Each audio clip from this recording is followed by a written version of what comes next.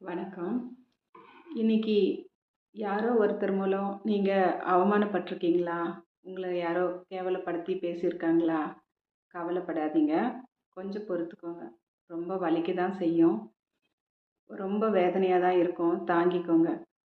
ஆனால் ஒரு நாள் உங்களை போல வாழ்ந்தா உங்களை போல வாழணும் அப்படின்னு சொல்லிட்டு உங்களையே அவங்களுக்கு உதாரணம் காமிப்பாங்க. அதனால் உங்களோட செல்ஃப் கான்ஃபிடென்ட்டுக்கு அவ்வளோ ஒரு சக்தி இருக்குது.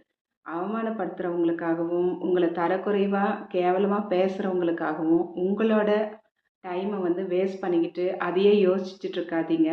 உங்களோட லைஃப்பை எப்படி முன்னேற்றத்துக்கு கொண்டு வரணும், அவங்களுக்கு உதாரணமாக நீங்கள் எப்படி மாற போகிறீங்க அப்படின்றத பற்றி யோசிங்க.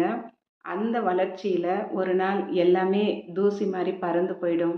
உங்களை யாரெல்லாம் பேசுனாங்களோ அவங்களும் அதில் அடிச்சிட்டு போயிடுவாங்க. அதனால் நீங்கள் எதுக்கும் கவலைப்படாதீங்க. கனெக்ட் ஆகுங்க. Reclaim her. நன்றி, வணக்கம்.